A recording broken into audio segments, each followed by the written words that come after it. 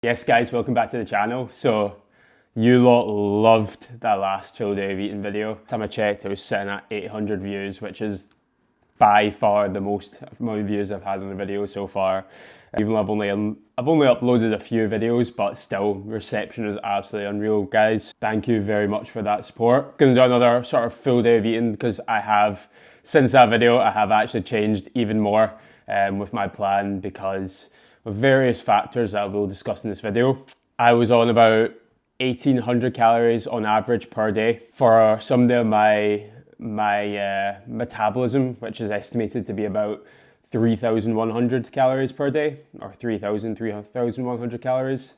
That's a big deficit to be in. I have pulled food up again, so I'm not being as aggressive with the fat loss phase. And the reason for this is just pure sustainability.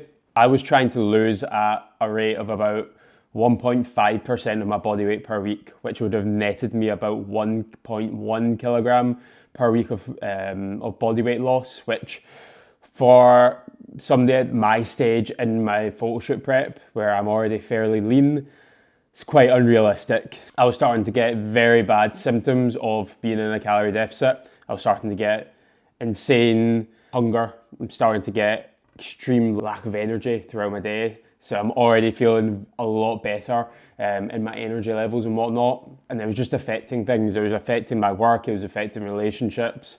So obviously my training was absolutely nosediving, as you would expect eating that amount of food. And then also my digestion. That is another quite a hot topic for this video, is going to be digestion, because until recently, over the last couple of days, I didn't realize how important digestion was for just generally feeling good. And obviously I won't go into too much detail on that, but things are quite hard to pass, let's say that. So I've had to make some diet changes within the last couple of days, and that's kind of solidified my approach to nutrition probably for the next few days. First thing I've actually done is I have taken out fruit and veg. I was eating quite a lot of fiber. My intention is to reduce the amount of fiber that I'm taking in. I'll ideally get gut motility, movement for food through your gut, firing on all cylinders again. Because again, if you're having too much fiber, it can actually make things more difficult to pass. I've actually reduced the amount of fruit and veg in my diet. So meal number one is actually going to be literally just Greek yogurt or skyr. I always say Greek yogurt, but skyr. And then I've got dark chocolate in there as well. And that is the second thing that I've kind of changed. I've actually really heavily increased my fats, because fats improve lubrication of the intestine. So those are going to be the two main things that I've changed. I've also added in more rice meals. Essentially, the only carbohydrates I'm really having now are cream of rice, white rice, basmati, plain flour tortillas. And that is going to be literally all, and actually a banana as well. I'll have a banana still.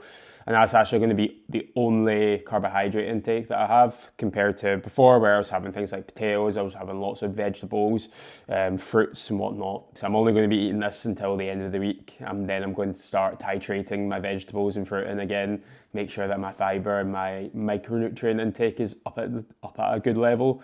Because obviously it's fine doing this for a couple of days, but you don't want to do this for long term. I'm only doing this to kind of get things sorted, so to speak. I'm going to eat this and then I'll catch you for meal two.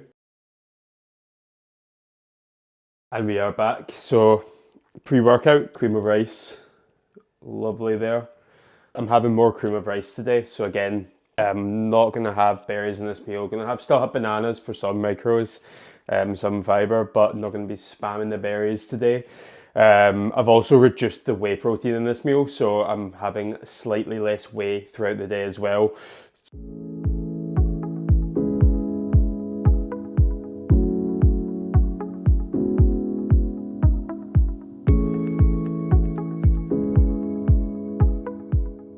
So I thought I'd treat you all to a wee voiceover of my training clips, just give you a little bit of an insight into my training currently, because it is slightly different to what I've been doing before. So right now I am looking at my road to 140 kilogram bench press. So that is a goal that I've had for a long time. So right now I'm really looking at trying to achieve that goal.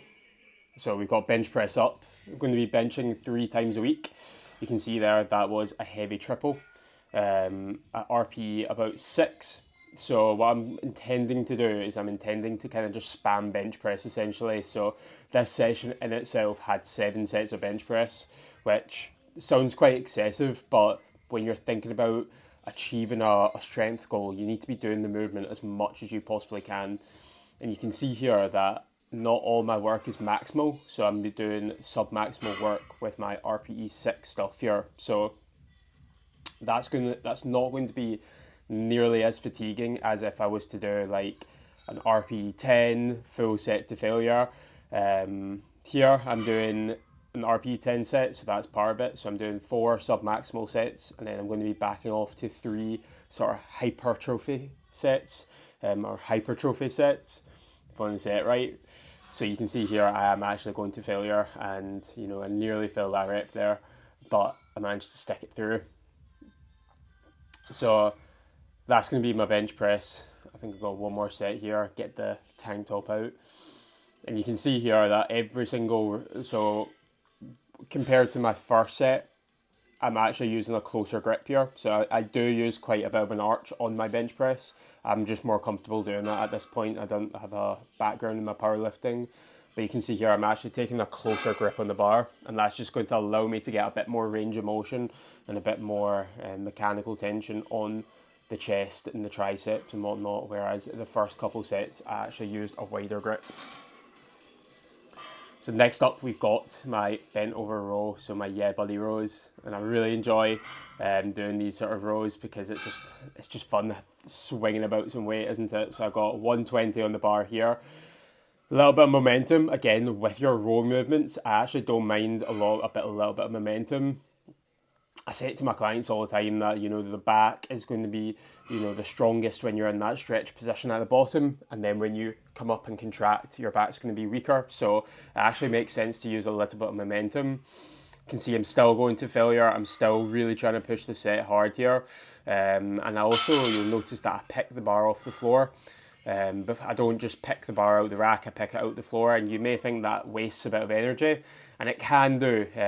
It can waste a little bit of energy, but I find that I'm a lot tighter and I can get into a lot better position if I pick it up off the floor. So I'm bracing a bit better. I'm actually, you know, utilising my lats. I'm, you know, utilising my abs to just get that in position, get into position, and get a lot more tightness before I do the actual row itself.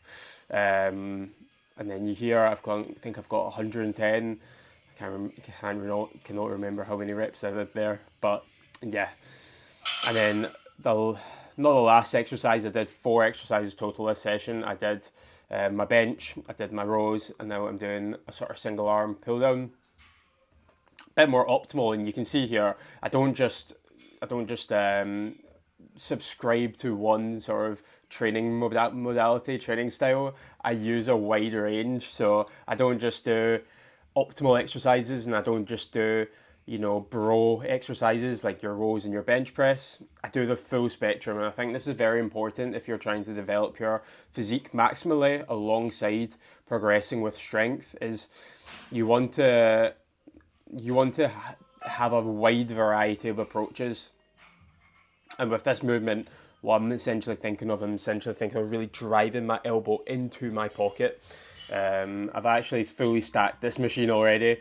It's my first time using this rotation. I think I got 8 reps and then about 6-7 reps. So it's my first time really using this machine for this movement, and yeah, I've already fully stacked it, so I'm probably going to move it back to the plate loaded one just so I can have a little bit more room to progress on it rather than just doing, you know, an unholy amount of reps. And then here's how the physique's looking. So this was after about 60 minutes of cardio. So looking quite lean, definitely looking in shape. Got the abs on full show now at this point, and the obliques even coming through. So yeah, like in a really good spot to keep pushing, and I can't wait to see what I can do in another couple of weeks. In the kitchen, cooking up a storm here. We've got post-workout meal, so this again has changed a little bit. Before I was having just chicken and rice, now I'm going to be having chicken, rice, and tortillas. If you're on a fat loss phase, you can have wraps in your plan, but you need to be careful because there's loads of wraps with 170, 180, 200 calories in them. I found these ones in Morrison's, right? It's just old El Paso ones. Don't let it fall out at the bottom there. Look at this, 96 calories per tortilla, right? And a big issue with a lot of low-calorie tortillas and wraps is that they fall apart super easy. But these, man, solid, right? I can absolutely stuff these full of chicken and they don't fall apart. 2 of those, and then I do have, I believe, 80 grams of cooked rice, or uncooked rice, sorry. So what I'm going to do is I'm going to put some of that rice in the tortilla. I'm going to put chicken in. I don't have any veg again. I'm trying to limit my veg intake, which is, whoa, here's looking absolutely horrific. We're going to put the hood back up. Got some dairy cheese. So if you're having cheese within a fat loss phase, you can, but I highly recommend that you get a low calorie cheese. This one is about 42 calories per slice. And then salsa as well. So salsa has 37 calories per 100 grams. Not even worth tracking that. We'll get this all cooked up. I'm going to chuck it in the air fryer too. So I set the air fryer at 205 degrees, preheat it 205, takes about 4 minutes to preheat. And then what I do is I just spray the wraps in fry light, spray the wraps once they're all wrapped together, and then just chuck it in the air fryer and it gets them really nice and crispy. So good. I'll show you that now. I did post them on my Instagram. If you're not following my Instagram, by the way, link in bio or link in the description, and go follow my Instagram because you'll get to see my day in the life a little bit earlier. But let's get this all prepped and on the go. So these are the kind of the final products. As you can see, I was going to get a cross-sectional analysis, but that completely fell apart. So yeah, got the extra rice there. I'll put the calories and macros up, but again, very crispy, very nice, and I can't wait to get these done, mate. We're on to the final meal of the day, and I got a very strange meal here. So at least at this time of night, I think this is quite a strange meal because it's 7 o'clock at night. Essentially what I'm having eggs, and there's turkey bacon, there's eggs, and there's avocado, and there's also a little bit of chives for just greenery. So there's 2 eggs, 2 turkey bacon, and 1 whole avocado. And then we're going to be putting it in, look at that, tortillas again. So again, got the dairy cheese, got the salsa. I'm on a bit of a mad one with the tortillas and the sort of wraps right now. So, you know what, I thought, let's just try it out. I was kind of craving it, so let's just try it out. Got the air fryer, preheating again. So we're going to bang it in the wraps, bang it in the air fryer, see how it cooks, and then I will show you the final result. Hopefully we can get a cross section this time. Hopefully we can do that. Let's see. Look at that. Unreal. Gonna try and get these out. Not drop you guys in there. See how golden brown that is. Oh my god. That's what a little bit of fry light does it. So it makes it just the perfect golden brown colour. And now genuinely just a couple of sprays and it comes out like that. So let's get a cross section this time. Let's see it together, guys. Look at that. Ideal.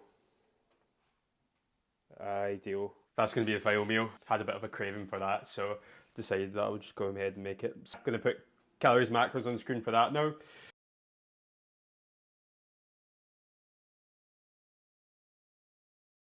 Thank you guys for watching this full day of eating. I'll put the full total calories up too now as well. So if you have any questions about my full day of eating today, I know I talked about some other sort of topics, digestion and whatnot. And the thing is, like, digestion sounds like such a weird thing to talk about, but you've got to understand how important digestion is for your health, for even fitness, even making gains in the gym, because it's not about the food that you can eat, it's about the food that you can digest. If you're not digesting things properly, if you need to take care of it. It's a little bit different to a normal day of eating. And what I'll probably do is I'll probably reintroduce 100 grams of vegetables into my diet over the next couple of days, and maybe get up to maybe 200 grams a day or something like that, maybe 300 at a push. But obviously I'll increase weight a couple of days, see what response I get from my body, increase again, and then just keep seeing what response. Essentially, like when you're on a diet and your body's not responding to the calorie deficit, you don't just look at one scale weight reading and go like, yep, gonna drop the calories. You look at a few days worth of readings, and if after a few days worth of readings your weight's not dropping, then you drop the calories, right? So it's the same thing with digestion, with anything, even training volume, all that sort of stuff. But gonna get this in because it looks absolutely banging and it's getting cold. If you enjoyed this video, guys, remember to like and subscribe, and I'll catch you in the next one.